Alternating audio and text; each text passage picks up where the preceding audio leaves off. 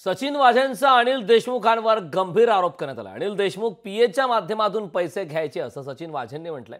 फडणवीसांना पत्र लिहून सर्व माहिती दिली होती असंही सचिन वाझेंनी म्हटलं। देशमुख पैसे घ्यायचे याचे सीबीआयकडे पुरावे सचिन वाझेंनी म्हटलं।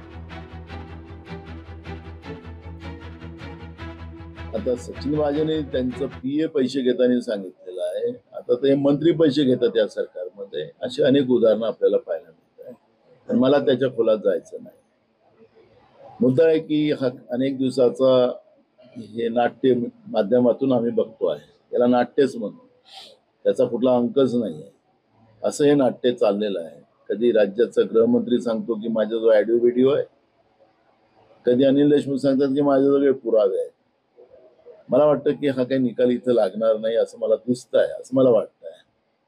पण या सगळ्या विषयावर महाराष्ट्रामध्ये ऑक्टोबरमध्ये आमचं सरकार येईल, त्याच्यामध्ये आम्ही चौकशी लावू आणि याचं दूध का दूध पाणी का पाणी करू की कोण दोषी आहे। जो दोषी असेल त्याला आम्ही कारवाई करू, ही भूमिका आमची आहे। तुम्हाला आठवत असेल 100 कोटी रुपयाचा आरोप हा अनिल देशमुखांवर केला। त्याचं पुढे काय झालं तुम्ही चार्जशीट बघितली आहे का? त्याच्यात किती कोटीचा, मग 100 कोटीचा आरोप केला आणि त्याच्यात उल्लेखच नाही चार्जशीटमध्ये। म्हणजे हास्यास्पद आहे की किती म्हणजे सत्ता आणण्यासाठी किती गलिच्छ राजकारण आणि किती पातळी सोडून राजकारण आज महाराष्ट्रात होतंय, हे खूप दुर्दैवी आहे। आणि ज्या शाहू फुले आंबेडकर आणि कैलासवासी यशवंतराव चव्हाणांच्या विचारांचा वारसाने हे राज्य चालत होतं, ते पूर्णपणे संपवण्याचं पाप हे आजचे जे सत्ताधारी आहेत ते महाराष्ट्रात करतायत, हे अतिशय दुर्दैवी आहे। ह्याच्यामध्ये काँग्रेस, राष्ट्रवादी, शिवसेना ज्या पद्धतीने फोडण्याचं काम केलं हे आपण डोळ्यासमोर बघितलंय। ज्या ईडी घेऊन बाकीचे यंत्रणा, पोलीस यंत्रणा, बाकीच्या सगळ्या पोलीस यंत्रणा वापरून जे पद्धतीने सगळे पक्ष फोडलेत, त्यामुळं ह्या फडणवीस सरकार असेल, एकनाथ शिंदे सरकार असेल, यांनी काय बोललं ते बकवास आहे।